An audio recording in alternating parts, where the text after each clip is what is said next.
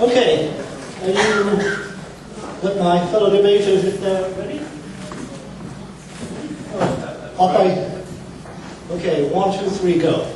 I'm something at a loss for words, which is unusual for me. I came here for a debate on Iraq, and my fellow debaters don't really seem to make it. The third speaker, Jim, spent the whole time going on about essentially civil liberties in America, an important topic, but not one that's only tangentially related to Iraq. That's to do more with the war on terror. What I thought we were talking about is, where do we go from here? Do we withdraw from Iraq? Do we hand it over to the United Nations? I think we address these points. I really leave it to my fellow debaters to address the points we made about Iraq. I would just say that in a time of war, and I think we are at war, you have to decide the balance between freedom and security. You can debate where that line should be. It's not a debate I came prepared for, so honestly it's not a topic I'm going to address. A few points. Pam Burris talked about the Bush administration, as did all the speakers. Let me say, this was an American war. When it started out with all the American political class. That's Clinton, Edwards, Kennedy, Rockefeller, head of the Senate Intelligence Committee. They all voted for the war. It was an American war. They may have turned defeatist in the light of the events. They may have kowtowed to the anti-Americans in our society, but when it started, it was an American war. As I was prescient when I said our antagonists will doubtless spend much time, blah, blah, attacking President Bush. I'm not here to do that. I'm not really here to defend President Bush's administration of the war. There were mistakes. Let's move on. Let's win the war. I know my antagonists don't like President Bush. I admire him for his persistence. Again, the questions are, where to from here? I think, I forget who it was, but one of my fellow debaters just said, let's withdraw, pull all the troops out. I would ask him, what about what's going to happen when that's done? I mean, that's hopelessly irresponsible. Hopelessly irresponsible. Purely on a humanitarian level, never mind on a, in terms of Americans' interest in Middle Eastern stability.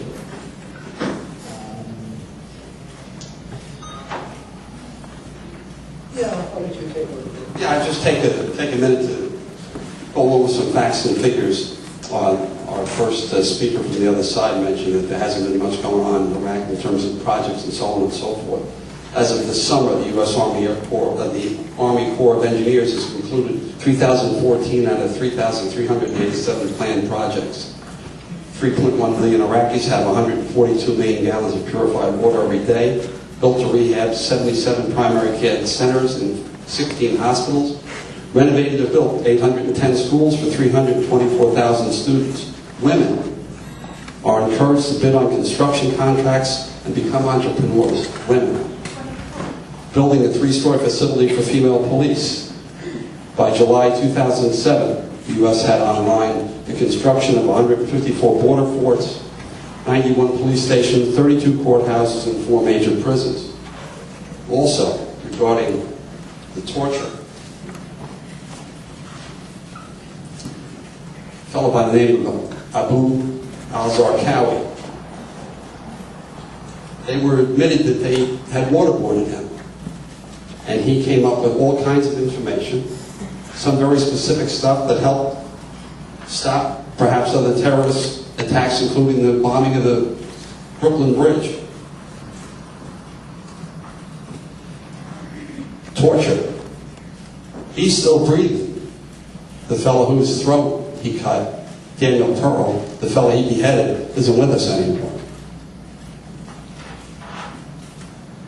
As far as the war, lies. Well, if there were lies, they were bipartisan. J. Rockefeller, ranking member of the Intelligence Committee. There was unmistakable evidence that Saddam Hussein is working aggressively to develop nuclear weapons and will likely have nuclear weapons within the next 5 years. We should also remember that we have always underestimated the progress of Saddam has made in development of weapons of mass destruction. Saddam's existing biological and chemical weapons capabilities pose a real threat to America now. He's working to develop delivery systems like missiles and unmanned aerial vehicles, and can bring these deadly weapons against U.S. forces and U.S. facilities in the Middle East. October 10, 2002. And again, once again, ranking member of the Intelligence Committee, John Kerry. I'll be voting to give the President of the United States the authority to use force if necessary to disarm Saddam, because I believe that a deadly arsenal of weapons of mass destruction in his hands is a real and grave threat to our security. October 9, 2002. If you don't believe that Saddam Hussein is a threat with nuclear weapons, then you shouldn't vote for me. January 31st, 2003. Earlier today, I ordered American armed forces to strike military and security targets in Iraq. Their mission is to attack Iraq's nuclear, chemical, and biological weapons programs and its military capacity to threaten its neighbors. If we fail to respond today, Saddam and all those who would follow in his footsteps will be emboldened tomorrow. Bill Clinton, December 17, 1998. If you allow someone like Saddam Hussein to get nuclear weapons, ballistic missiles, chemical weapons, biological weapons, how many people is he going to kill with such weapons? He's already demonstrated a willingness to use these weapons. Iraq does pose a serious threat to the stability of the Persian Gulf, and we should organize an international coalition to eliminate his access to weapons of mass destruction. Al Gore, December 16, 1998. A little less than 3 minutes. We have Hillary if you want. Same thing. It was known for years that Saddam had these various weapons. They were not exaggerated by the Bush administration.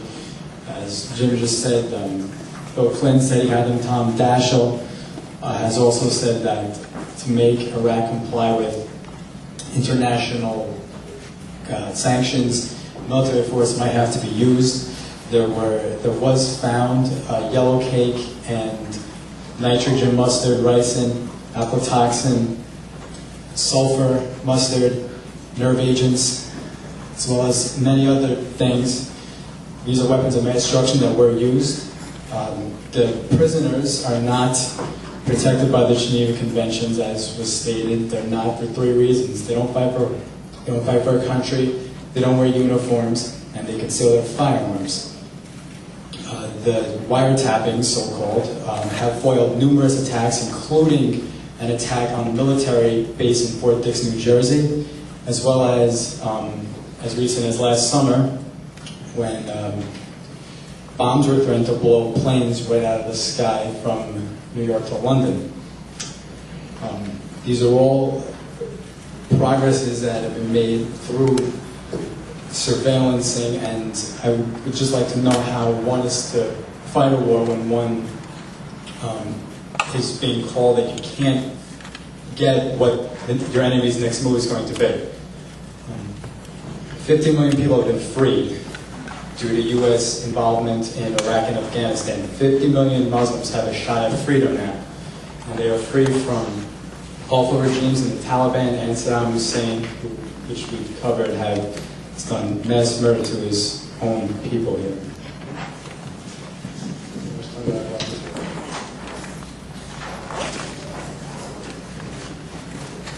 We finished or? Is that time for you? You've got 30 seconds if you want to use it. Again, I would just, I think we presented a coherent argument as to why we were in Iraq, why we should be there.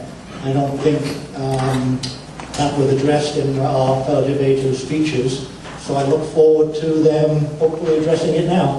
Thank you. Thank you very much. Time now for the North Country Peace Group. Again, we'll have 10 minutes. Well, I would just start by saying that we are definitely in a very, very confused state of affairs. And if we get into the debating, you cannot debate Iraq in a vacuum. Iraq is a manifestation of what we have become as a nation. And we've become wholly and completely dependent upon force and militarization in order to accomplish what it is that we are seeking. And of course it is, as one of the debaters, and it isn't a debate, it's a forum. So it's not as if we're debating things point by point. We're trying to educate, and we're trying to promote discussion. But as one of the other folks said, it had to do with oil. Well, let's think to the fact that when the event was first planned, and it was long before 9/11 when this particular event was planned, they considered the title for it Operation Iraqi, it spells oil. Liberation. Liberation. And then they said, wait a minute, that spells oil, we can't do that.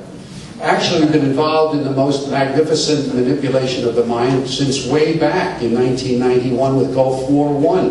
And I would ask people in this room, how many of you know who April Glaspie was? How many do you know, how many of you, good, how many of you know what questions Saddam Hussein asked her before the invasion of Kuwait? Several of you do. And how many of you know where April Glaspie got her directions from before she gave the answer to Saddam that it wouldn't matter to America, that we would regard that invasion as simply an event between Arab nations? They've been after this region for years. And it's an outgrowth of what we've been after for years right here in our own hemisphere, in Latin America and Central America. That was the testing ground and the proving ground for what's going on now, because we've exploited people throughout that region, economically, through military force, proxy wars. Now we're doing it in Iraq. And how many people can we actually have as enemy? We're armed to the teeth, spending over $500 billion a year on the military, more than the sum total of every other nation in the world. Why is it? Is it because of our freedoms?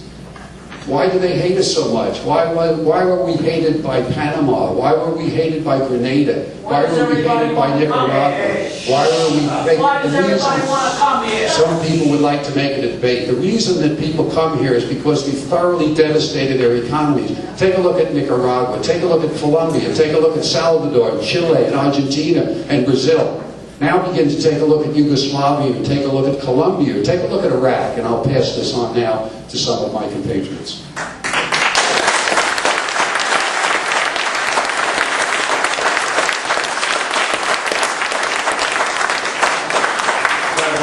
About 7 minutes left. I'm going to make just one quick statement and then pass this on to my colleagues. I just wonder how many more deaths we're willing to accept and how many more freedoms are we willing to give up. That's the only thing I ask.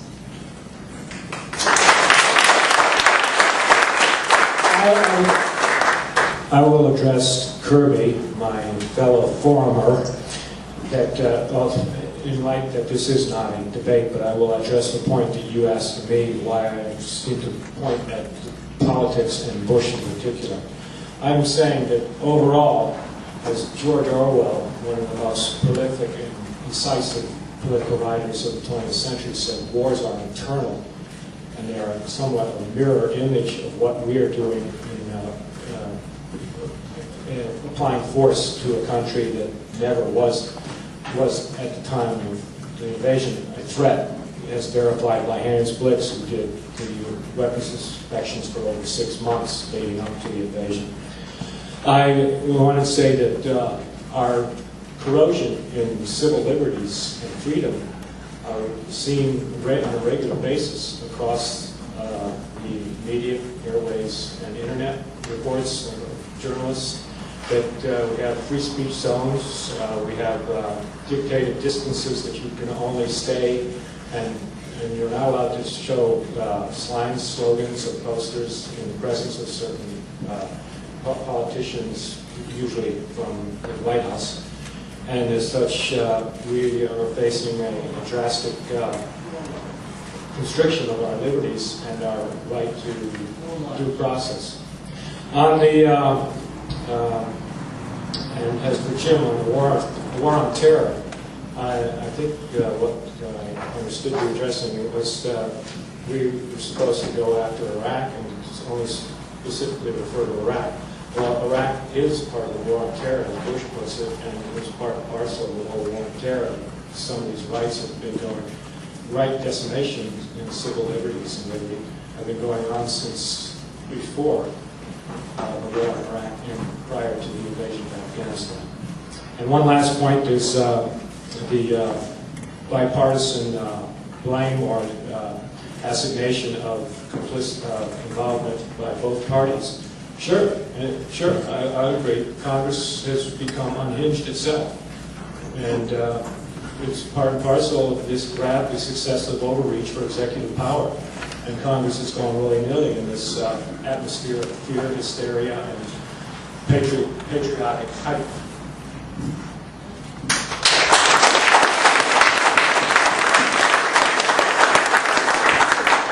Got about 4 minutes left. Graham wrote this down, said that we invaded for a combination of oil, non-proliferation, and defeat of jihadism. And I think clearly we did go in for reasons of oil. That was the only building that we protected, the oil industry. To invade another country and essentially destroy that country because we think we may need that oil is a little hard to swallow. Non-proliferation, clearly there were no weapons of mass destruction despite numerous statements by President Bush, Vice President Cheney, Rumsfeld, President Clinton, and a whole bunch of others. The facts remain that there were absolutely no weapons of mass destruction found. The nuclear development program had been shut down. We knew that. Defeat of jihadism. I think it's very important that we understand that the war in Iraq has nothing to do with this, quote, war on terrorism, although that distinction has been repeatedly blurred by this administration. I'd like to comment about the issue of support to troops. This statement is made, we have signs around that says support the troops.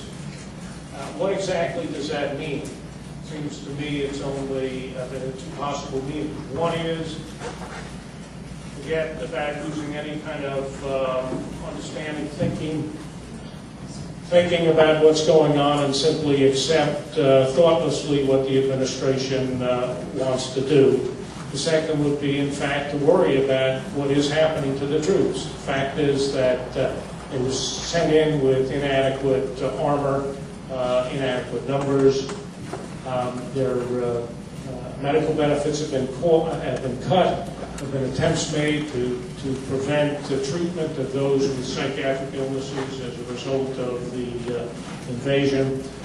So that, in my mind, support the troops means taking care to get them out as quickly as possible to keep them out of harm's way.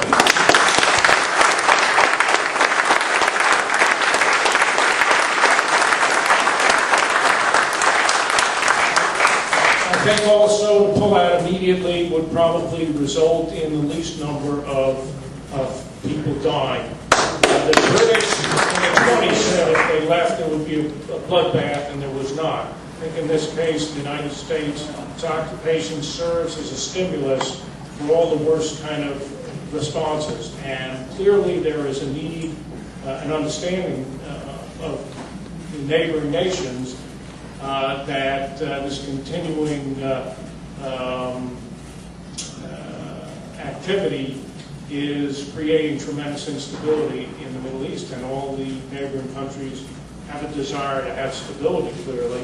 The refugee problem is creating tremendous problems, so that if we were to leave, the source of anger and hate would leave, and with the help from the UN and neighboring countries, presumably things would, to some extent, quiet down. Certainly remaining 30 seconds now. Certainly remaining there is doing no good whatsoever, just creating additional deaths. I think we have to reclaim our humanity. We're accepting this loss of our civil liberties and the acceptance of torture as being something that we can ascribe to, and I think we really need to change that.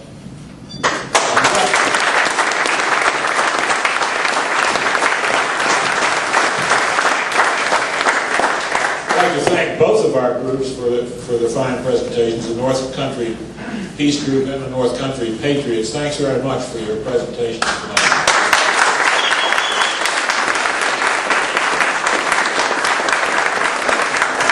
We're going to take questions now. About 9/11. I'm going to move I hope you have a family or whatever. You forgot about 9/11. What about 9/11? What about New York? Do you have a question? What about New York? You have a question, sir? Yes, I do. What about 9/11? Fine, thank you. What about? We lost 3,000 people. Thank you. Who wants to address the I'm going to bring a mic.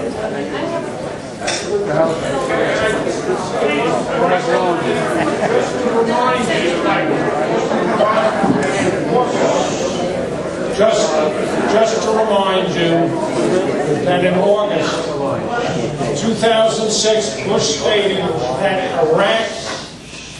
that President Bush stated in August of 2006 that Iraq had nothing to do with 9/11. So this merging of 9/11 and Iraq and Saddam Hussein, and our need therefore to invade Iraq because of 9/11 is absolute hogwash. Yeah, but what would have followed? What would have followed? There's a line.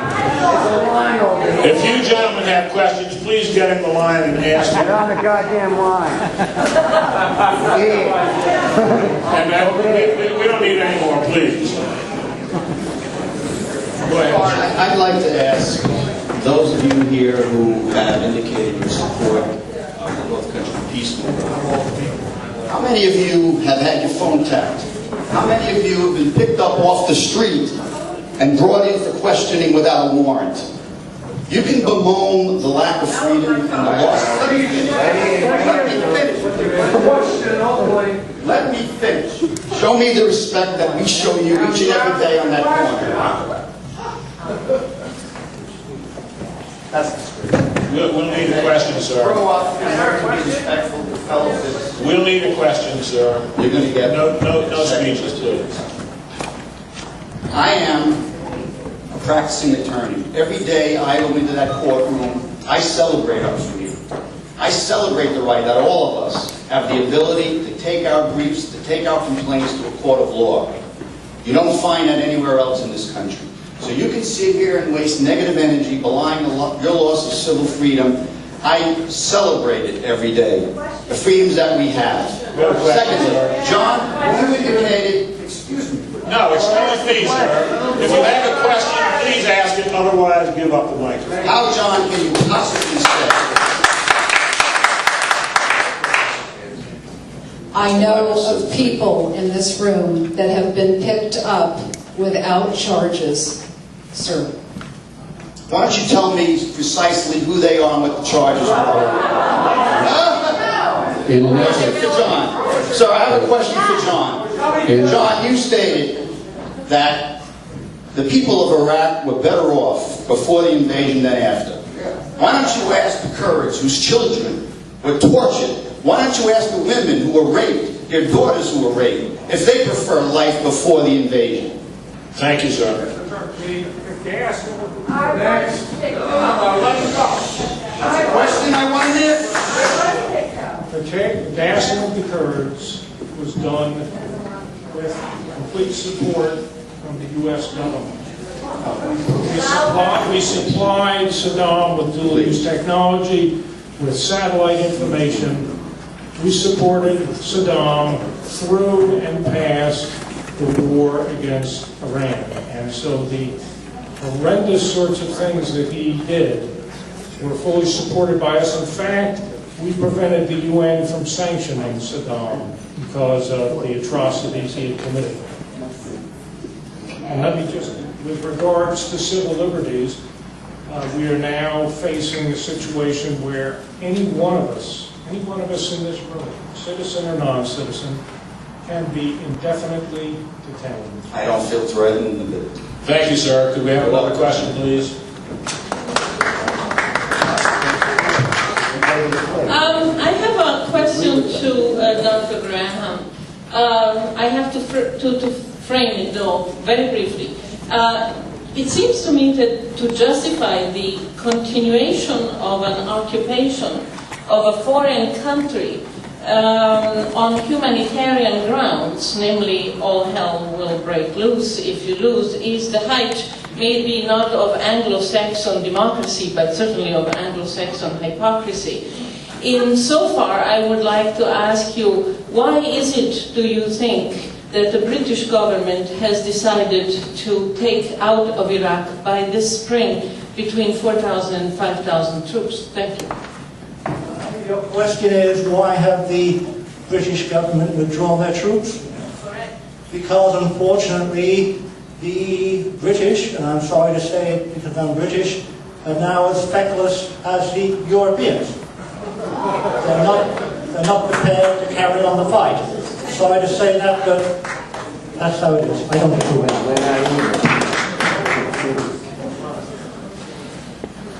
Good evening. This question is directed to Jim and Graham regarding your comments. In particular, Graham, your comments regarding the ineffectiveness of the United Nations. This is a new millennium. When the new year rang in prior to 9/11 and the fear it generated, it was a hope that there would be an opportunity for true world peace and world community. So here's my question. The cry to continue the war in Vietnam was fear. Do you recall the domino theory? It was cited. How now could an informed citizen understanding history accept a fear-based rationale again in Iraq when now we trade peaceably with an entire Southeast Asian community? Thank you.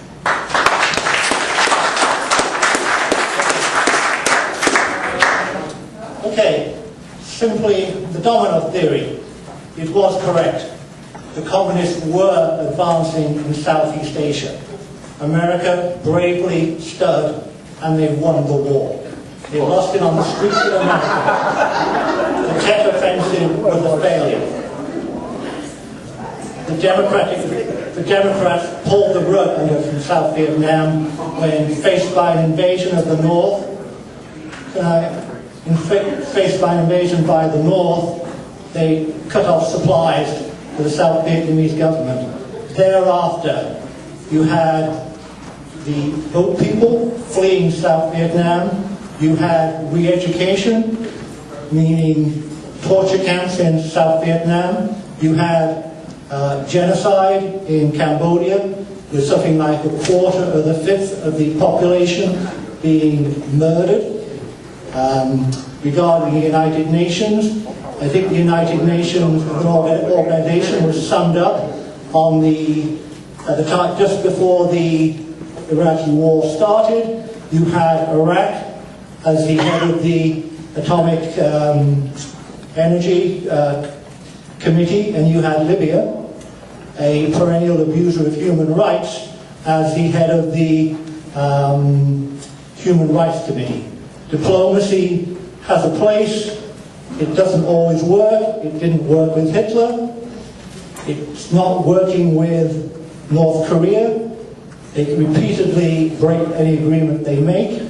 It is not working with Iran. The Europeans have tried their soft diplomacy.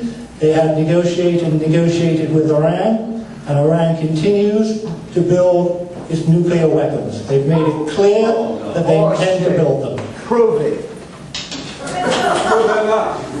I guess part of that was addressed to me as well, so I'd like to respond. I don't think we're at war because politicians tell me we're at war. Not because President Bush or President Clinton or anybody else in Congress tells me at war. I think we're at war because the people who killed our people are telling us we're at war. They told us 3 decades ago when they took our hostages in Iran.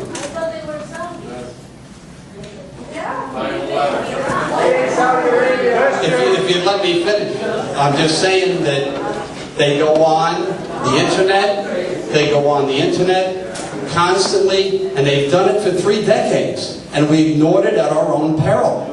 We had attack after attack after attack, and you're still getting attacks worldwide to this day. So it's not what the politicians tell me. It's the people who killed our people and who are continuing to kill our people, and they get on their internet websites and they tell us that they're going to kill us. That would be my kids, your kids, and some other people.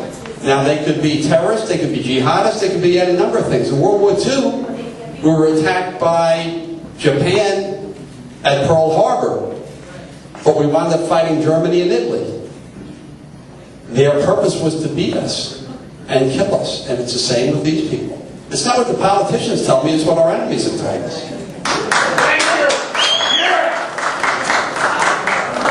No, we don't back down. My name is Bob. My dad was an infantry captain in World War II, and he ended up in a Nazi prison camp and was bombed in the Berlin stockyards.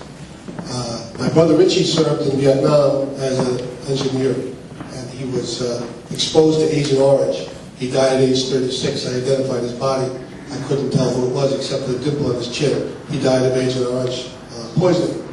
I was an intelligence officer in Korea. I finished first in my class in OCS. So I have some credentials as a veteran, I think. So my question, I have one question and one suggestion for Matthew. My question, Matthew, is given the intensity of your belief in the war, do you plan to enlist? And my suggestion is that if you do plan to enlist, that before you sign on the dotted line, be sure to read paragraph 9, because that's the paragraph where the military tells you that no matter what we may promise you in the way of education or anything else, our needs come first. So, your answer? My answer is this. I made the decision to go to college for 4 years. That doesn't make me less of like Dick Cheney, you have other priorities.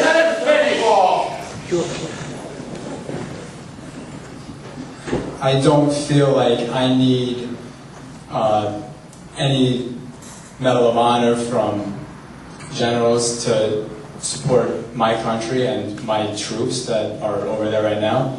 I support them wholeheartedly. As to your question on whether or not I would enlist, my answer is I don't know. And that's just the reality of it. And I have an opinion on something that I really don't know much about because I have not been over there. But many of you, I'm sure, have an opinion on something broad range that you haven't experienced for yourself.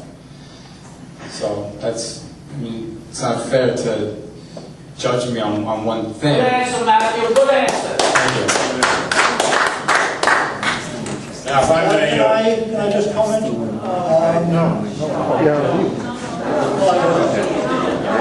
Let me just say that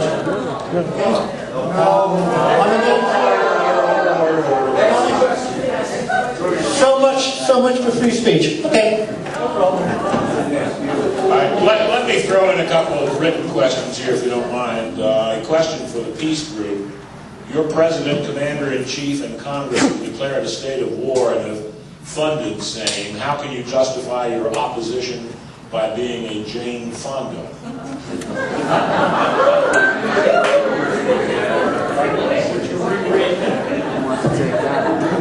I've never said that I was fond of Fonda, however. I had experience in the federal court in Columbus, Georgia some years ago when the city of Columbus and the Pentagon tried to prevent the School of the Americas Watch from holding its annual vigil. They brought an injunction in the federal court, and the judge there, Malin Faircloth, who sentences protesters every year to 6 months at least in prison, in response to this attempt to prevent this, the injunction being sought, denied the injunction And the basis of the denial was, first, we are not at war because it takes a declaration of war on the part of Congress to bring it forth. And then he went on to list 1 or 2 or 3 other reasons for denying the injunction. There was no declaration of war. There was a granting to the President, an abdication on the part of Congress of its responsibility under the Constitution to make a declaration of war. They have not done it. They vested the power in the hands of the President, hence the imperial presidency. And that's why we're opposed to this present situation.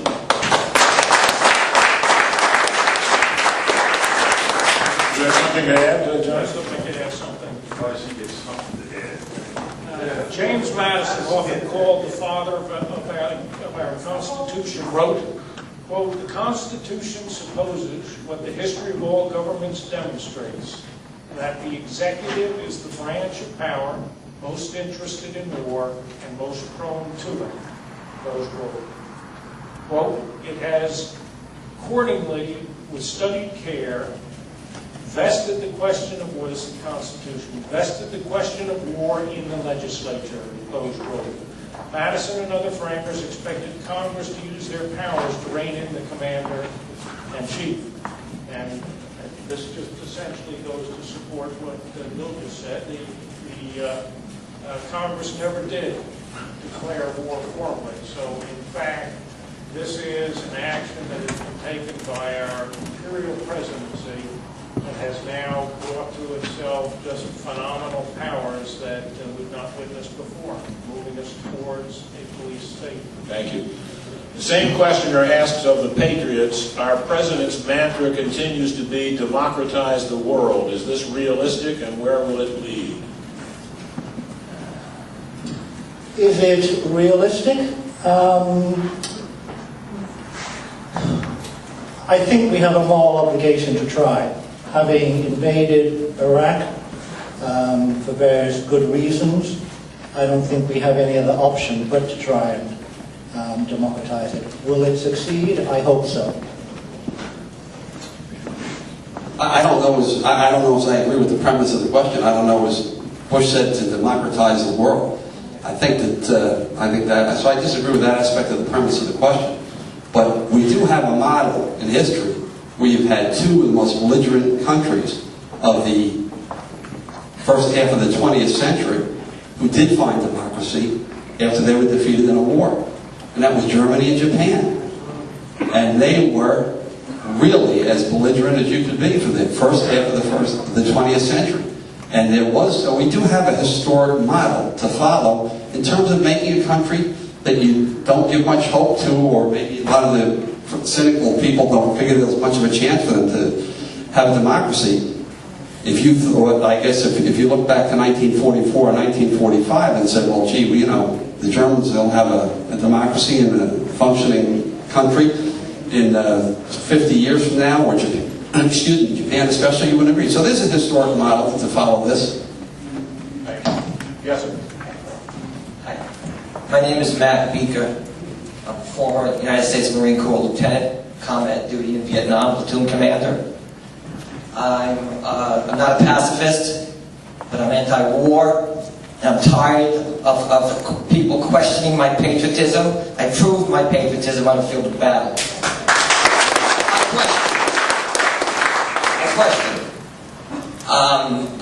A non-political question. And I want to pick on you, Matthew, because you're a boy and you don't know yet. But how dare you demean and disgrace the sacrifices of our troops? Over 3,800 American troops dead, over 25,000 wounded. You demean that. You do demean their sacrifice by saying that their deaths, their injuries is nothing in comparison to those who died in World War II or who died landing on D-Day. How dare you? How dare you claim to support the troops and trivialize their death and their injuries?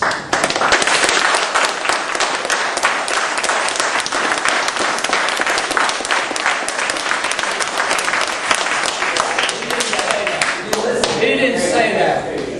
Very good. Do you want to respond, Matthew, or not? I'll respond. Certainly up to you. If you talk, you have to back it up. If you can't back it up, you shouldn't talk. That's what he said. He said that. If that's the way that what I said came off to you, I greatly apologize. That was certainly not my intent. 3,800 deaths is a lot. I'm not, I don't think that it's small. I don't think that, it's overlooked, and it's not overlooked. What my point was that in other comparisons to You listen. what You listen. Hey, can't be so kind. to other wars, the number of American soldiers killed in the time span of this war in comparison to others is small, and I mean that's what my point was.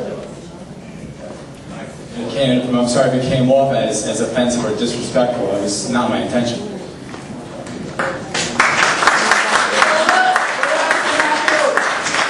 Okay. In making the comparison to previous wars, you were not trivializing the deaths in this one. You were putting them in perspective. That's all. And the argument we made was, what choice did we have given the circumstances? That's our argument. It's unfortunate that our soldiers die. They die for a good cause. Without their death, we would be worse off.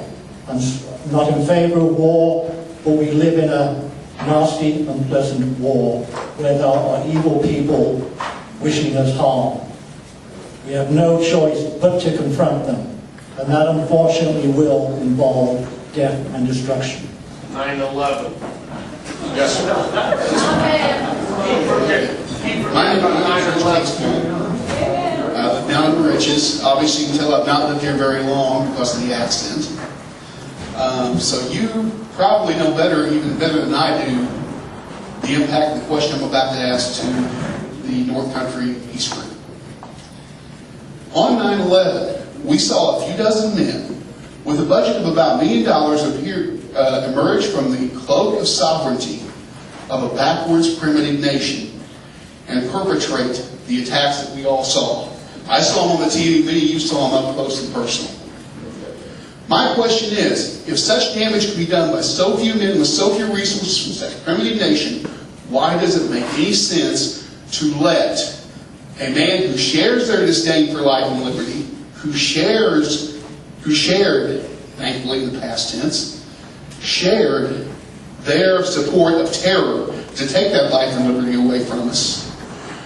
Why would you support his continued control, absolute control, of a sovereign nation that is technically advanced, that is resource rich, that could make 9/11 look like a bad weekend on the highways? Thank you. Now, let me make a very quick point here. We've got 20 minutes left, and we've got a lot of questions to be asked and answered. So I'll ask you, please, to keep the questions brief, and please to keep the answers brief as well. Go ahead. Thank you. It continues to astound me and others of this connection people continue to make, because it was made over and over again by Bush and Cheney and Rumsfeld and others, this connection between 9/11 and Al-Qaeda and Iraq. Louder. In point of fact, it has been clearly shown, and as I stated, admitted, agreed on, stated by President Bush, that there was no connection between Saddam and 9/11. There is furthermore, there was no connection between Saddam and Al-Qaeda. Saddam maintained rigid control over everything that went on in Iraq. He would not even let his generals talk to each other without his being involved, because he wanted to control what happened in Iraq. And he was not about to let any group such as Al-Qaeda have a camp in Iraq and train and potentially create problems for him. There was a comment made apparently 5 times by Cheney that an Iraq intelligence agent had met with Atta a person connected with Osama bin Laden in Prague. And that, he repeated that, as I said, 5 times, and subsequently it became clear that there was no such meeting. What going into Iraq has done is to take away from our ability to actually do something about terrorism, which requires police activity, diplomacy, multilateral initiatives of all sorts. And what we've done in Iraq is essentially prevented our doing anything about the terrorist threat to the world and to us, and it's worse than it. Have a nice night. And when they come to Setauket, don't call me, because I won't be here for you, I'll tell you that. I wish the gentleman who's now leaving had asked the question about 9/11, and we could have reminded him about the Gulf of Tonkin. I just wonder if we could ask Bruce at some point or another to arrange another forum where we might go into 9/11 for one reason. Because if you look in your history and see what the assessment of American military force was all about, it said that America may reach the point where we have to use military force to take what we want. That formed the basis for the plan for the new American century that said, America will not accept what we may have to do unless they have the modern-day Pearl Harbor. We've had our modern-day Pearl Harbor, which they used to define 9/11 for only one day and then stopped doing it. So I don't know if that's too much of a challenge for us, but that's an issue that should be looked into to a much greater extent. All right, now we're down to 15 minutes. A question now for the Patriots. George Bush has stated that the occupation of Iraq will end once victory has been achieved. However, he has never articulated what victory is. Can you explain what is the definition of victory? What would be victory? Like pornography, you would know it when you see it.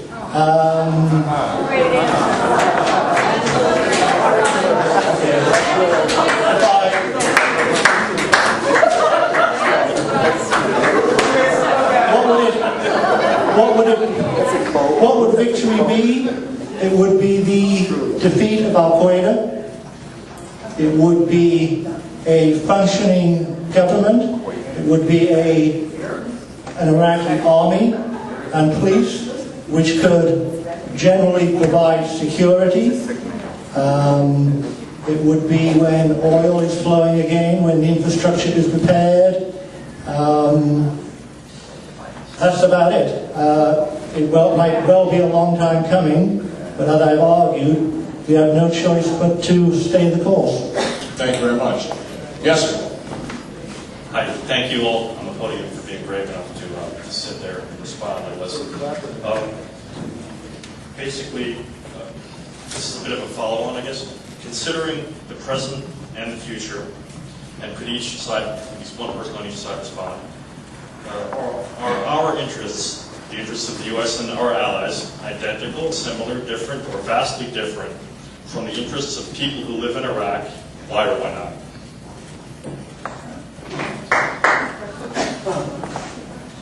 Who are you addressing that to? To each side. I was hoping to have a response at least from one person on each side. Thank you. I'll dive in on this. You asked, our interests and our interests of our allies, are they related or akin to the interests of the people in Iraqi people? Well, I guess there's some question if Iraq is a polity or not, but that's however you want to discuss it.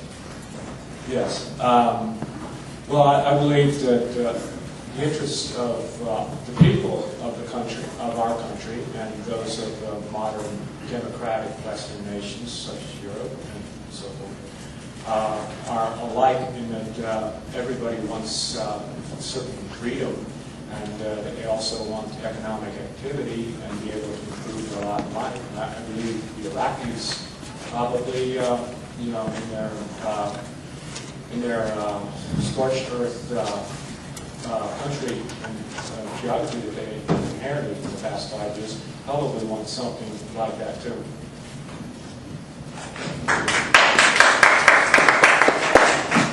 It's a little complicated in the sense that certainly some of the people in Iraq do not share our interests, they do not like us, they want to kill us. Those are the members of Al-Qaeda. There is, Iraq, as you know, is divided into Kurds, Shiites, and Sunni. They have their conflicts, they have to resolve them. We are helping to do so. I think for the general population of Iraq, they would like security, they would like to be part of the modern world, and remembering that under Hussein, Iraq was to some extent secular and modernized, though the middle class have unfortunately fled. Right now the US is kind of the umpire, keeping the sides from going at it too much. Hopefully they will resolve their differences. We will help them. We need stability in the Middle East, and I think they want it too. Fortunately, their neighbors in Iraq, in Iran, and Syria do not. Question for the Patriots: since the American presence in Iraq is justified, should we strengthen and reinforce our position through a national draft?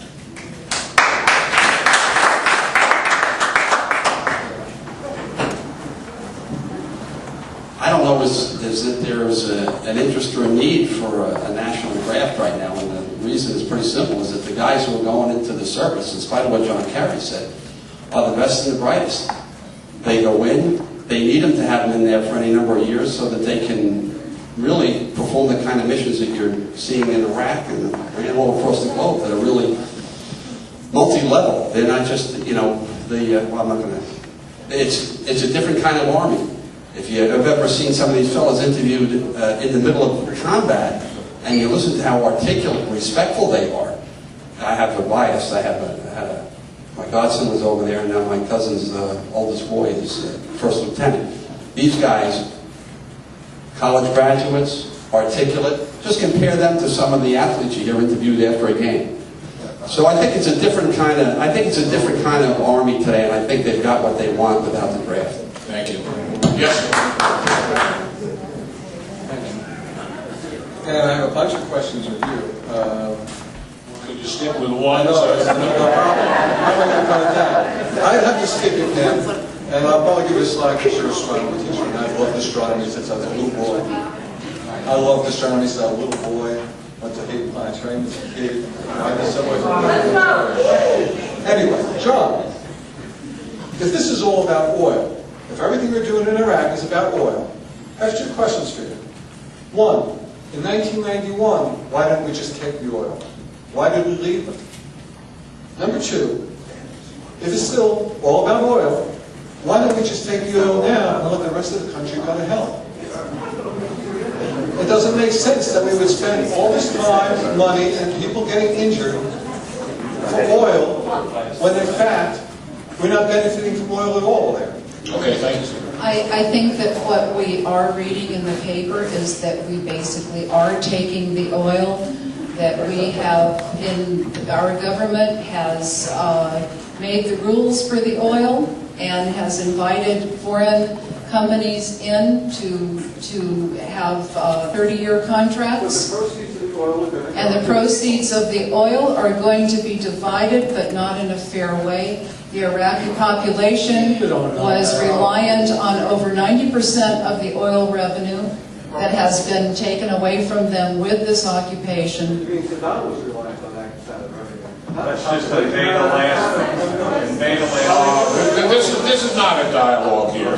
We're doing questions and answers. The policy that has to do with oil, the reason they didn't take it in 91, they weren't ready. They planned a long time in advance. And they're looking ahead 10 years, 20 years, whatever the case may be, in order to guarantee that our oil supply remains what it is. They didn't take it in 91 because they knew that the turmoil that would result made it not the right time. But they didn't give up. They bombed that country for 12 years. They embargoed it continuously. And then they viewed the time as being right. It has to do with oil. Much more, though, it has to do with guaranteeing that the capital flows through the proper channels. The policy is extracted.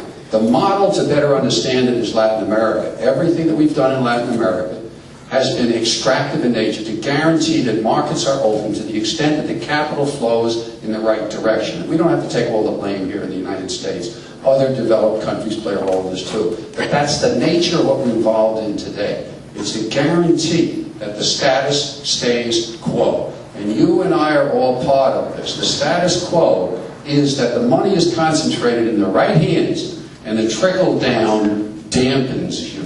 And that's the name of the game. Realize, in this day and age, where your pensions are going, your jobs are going, your kids can't afford school, and your kids can't go to Iraq and die, that's what's going on. It's extractive and it's militarization, opening up the markets by military force for the benefit of the corporations.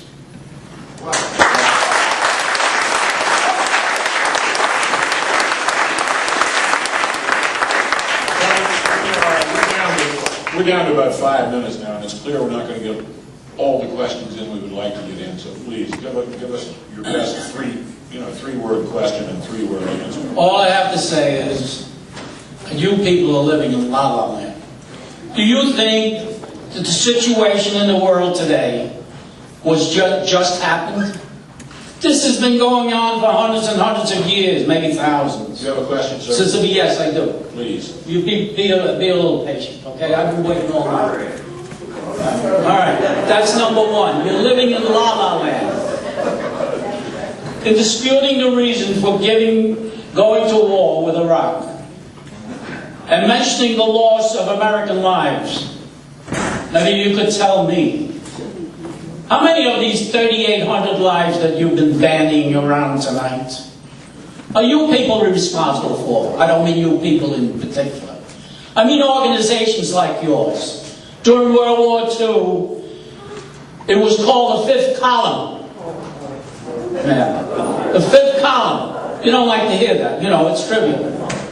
But that's what's going on. And I'd like to know, like I said before, how many of those 3,800 lives are you people responsible for when you keep pushing it on President Bush and his administration? Okay? The number of casualties that we've taken and our part in it, whether we are dissenters, free speech agents and protesters of sort of variety for human rights and progress in civil dialogue and how to settle our differences internationally. Answer the question, please. We don't have that much time. Answer the question. The gentleman has pressed the time. Answer the question. The number of casualties we've suffered in Iraq is not directly relevant totally to the effect and the influence of the peace movement. You ask anybody nowadays what effect in politics and the war direction we've had. I didn't say you were responsible for all of them. I'd like to know how many of them you're responsible for. We've got the question, sir. Will you please sit down and allow us to answer the question? Please sit down. You never sit down. This is the bull. That opposition to politics, which is another form, war as politics, politics as war, is a basic fundamental right of a constitutional democracy that's based on principles of separation of powers, checks and balances, and representation of the people. And we as the people see something wrong, we are mandated to react as active. Let me ask you another question.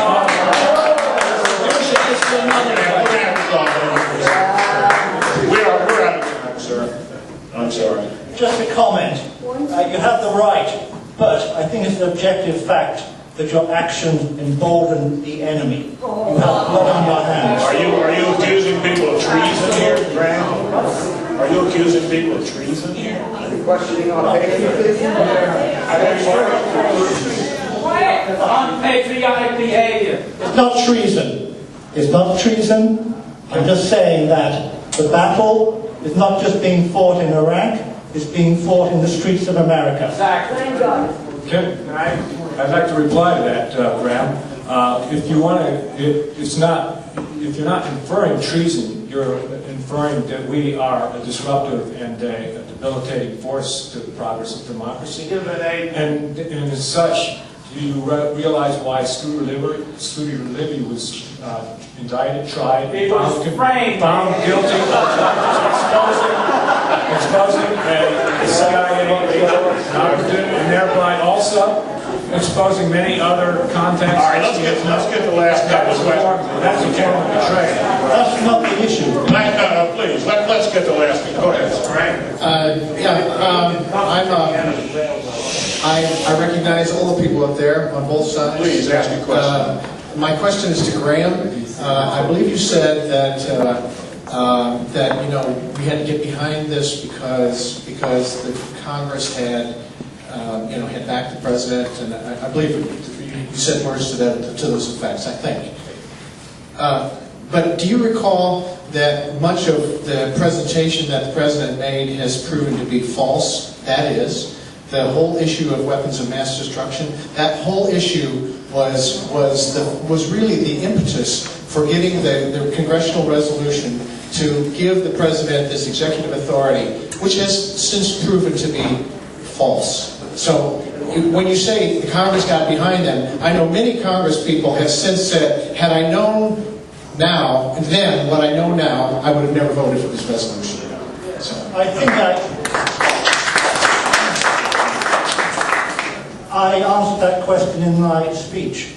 At the time, there was good reason. Everybody thought he had weapons of mass destruction. Given 9/11, can I finish? Man, finish.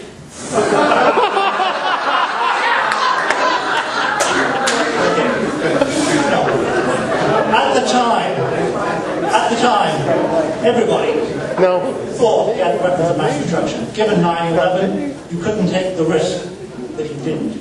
All right, thank you. Next question, please. There seems to be quoted a lot this evening that our quote-unquote invasion of Iraq has nothing to do with 9/11, a terrorist act. So I'm just curious who you believe is responsible for the death of our American soldiers. There you go. Responsible for the death of our American soldiers? Right, if this has nothing to do with terrorism. No, there is terrorists. There are people who are performing acts of violence. But the context, see, it's simple when you stop and think. The context is that every action does provoke a reaction. And we have invaded a country which is populated by people who resent our presence. And they do act. I'm not condoning what they do. But we in this country had a history of reacting the same way. We had British soldiers. Do you believe that? All right, could we have the next question, please? Could we have the next questioner, please? Yeah, thanks. This is directed at Graham, but anyone can answer, I guess. You said that civilization demands that we be in Iraq, and you talked about national interest, U.S. national interest in being there. And national interest, not national security, so it's not a threat, it's just what we want. And, well, besides the implicit assumption there that Iraq doesn't have a civilization or there's no other civilization, which is a problem, right, as an assumption.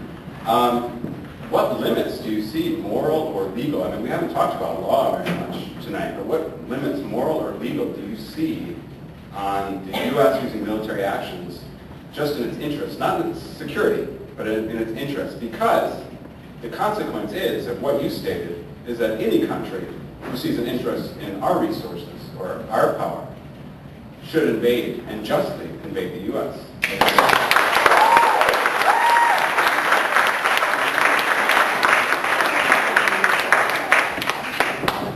There are limits to American power, and there should be.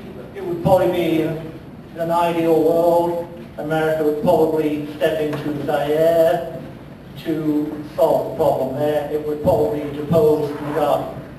I don't think that's practical politics. When I say civilization, I use it in the classical sense of Europe has a civilization. Many other countries don't.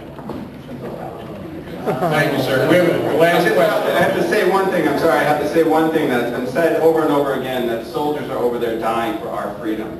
And in some cases, that is very true. But I have to say that the other side is that people like this are here fighting for our freedoms. And we can't forget that. So I want to give kudos to people like that. Thank you very much. We are over time, but in deference to the people who've waited so long to ask their questions, please ask the last one, sir. Very kind of you, thank you. This question is for the peace panel. One of you mentioned the rigid control of the fascist dictator Hussein on his country.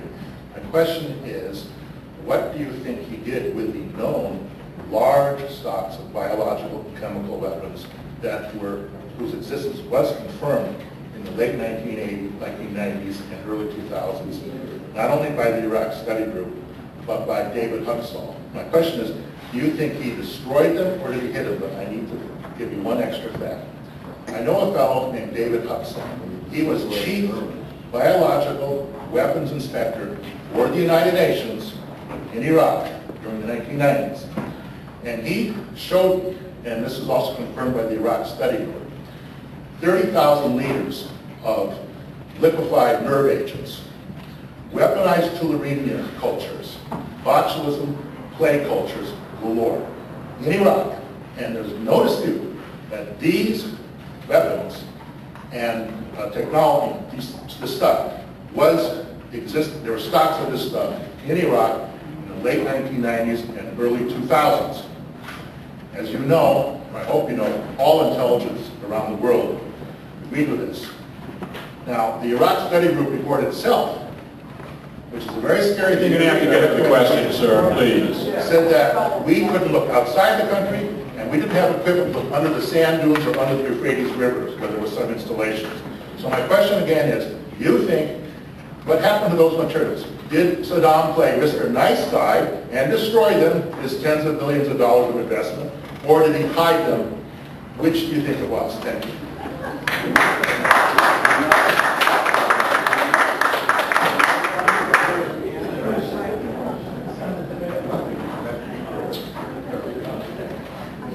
I think we have to depend on the most recent investigations that were done by the UN, and the findings were, and then subsequently confirmed by investigation by somebody. All right, let's try this again. I think we have to depend on the most recent examinations of that issue. And those examinations found that there were, in fact, there was no nuclear weapons program. It had been disbanded. In fact, we've been told that, I think, by a cousin of Saddam's who left the country. There were no findings of any major chemical weaponry. Certainly, Saddam had large volumes, I think, of probably chemicals and biological weapons, some of which he received from Germany, some from the United States. We were aware of this. We were aware of his using these during the Iraq-Iran war. But subsequent to, prior to our invasion, it became pretty clear that there were no such stocks of these things available. If these were hidden somewhere, I don't think it changes the equation here. The fact is there was no immediate threat to us. We were originally told Iraq poses a tremendous threat. We need to go in immediately. Then we went in, and when the lies about weapons of mass destruction and the connection to Al-Qaeda and 9/11 became apparent, and we were told we were there to free the Iraqis. If what we've done now is to free the Iraqis, I guess I'd prefer not to be free. All right, thank you very much. We're out of time. There are still some written questions here. I apologize. We've not been able to get to those. We've run over the allotted time for this. I do want to thank all of you for coming. I want to thank again our panel, and definitely Bruce Scotchard, who has just put this over.